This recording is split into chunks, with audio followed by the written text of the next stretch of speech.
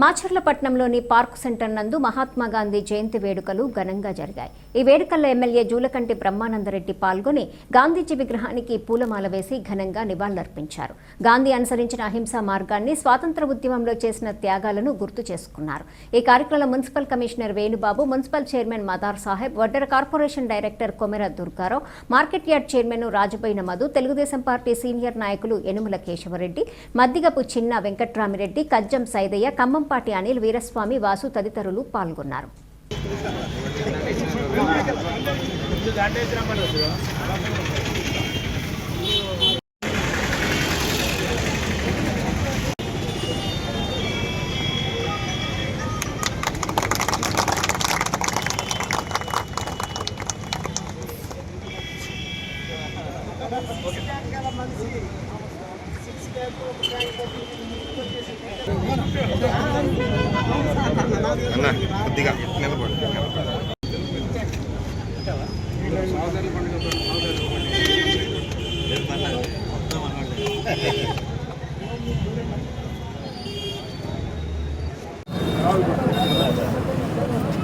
ఈరోజు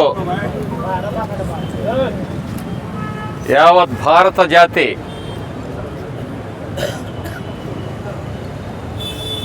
జాతిపిత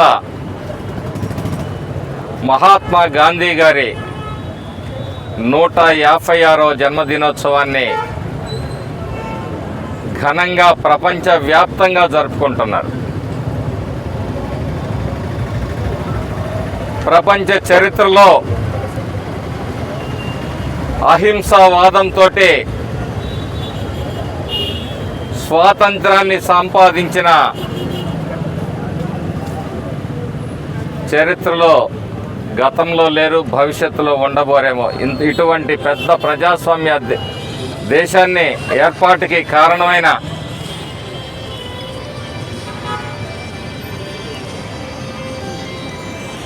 మహాత్మా గాంధీ గారు అహింస అనే ఆయుధంతో బ్రిటిష్ వారి తుపాకులకి,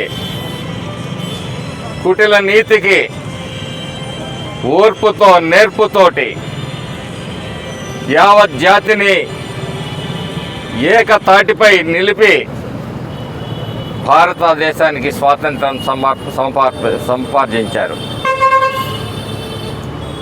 గ్రామ స్వరాజ్యం బాపూజీ కలలుగన్న కళ.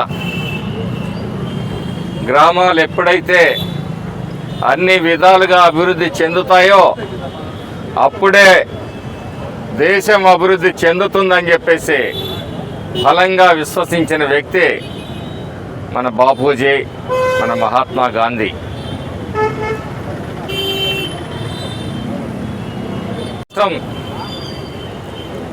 స్వాతంత్రం సముపార్జించిన తర్వాత ఆయన ఎక్కువ రోజులు మన మధ్య లేకపోయినా ఆయన ఆలోచనలు, ఆయన భావాలు, ఆయన సందేశం ఈ రోజుకి ప్రపంచవ్యాప్తంగా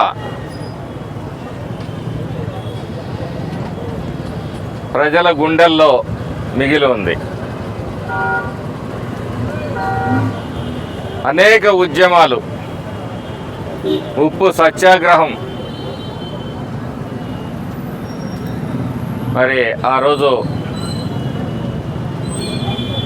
ఆ స్వాతంత్ర పోరాటంలో ఆయన ఎన్నో దినాలు జైళ్ళల్లో కూడా ఉండటం జరిగింది.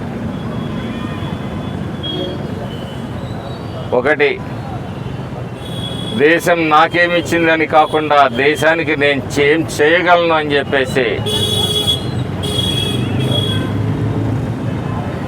మరి పోరాడి ఈ స్వాతంత్రాన్ని అందించిన మహోన్నతమైన వ్యక్తి గాంధీజీ గారిని ఈ సందర్భంగా స్మరించుకుంటూ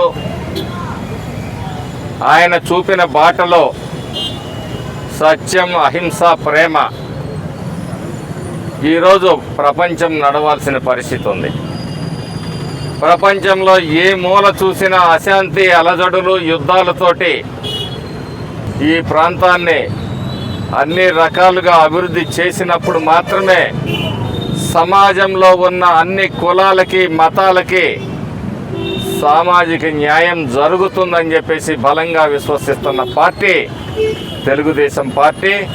మా నాయకుడు చంద్రబాబు నాయుడు గారు అలాగే ఈరోజు అనేక సంస్కరణలు, మొన్న ఈ జిఎస్టీ వలన అనేక మంది పేద ప్రజలకి చాలా ఉపయోగం మేలు జరుగుతూ ఉన్నాయి. ఇవన్నీ కూడా ప్రజలకు తెలియజెప్పాల్సిన అవసరం ప్రతి తెలుగుదేశం పార్టీ కార్యకర్త నాయకుల మీద కూడా ఉంది. మరి ప్రజా జీవితం ప్రశాంతంగా ఉన్నప్పుడే, సమాజం ప్రశాంతంగా ఉన్నప్పుడే ఇక్కడికి పరిశ్రమలు వస్తాయి, యువతకి ఉద్యోగ ఉపాధి అవకాశాలు వస్తాయి. కాబట్టి యువత కూడా ఈ విషయాన్ని గమనించాల్సిందిగా కోరుతూ, ఆ మహాత్ముడు చూపిన బాటలో మన అందరం నడవాలని చెప్పేసి ఈ సందర్భంగా కోరుకుంటూ సెలవు తీసుకుంటున్నాను.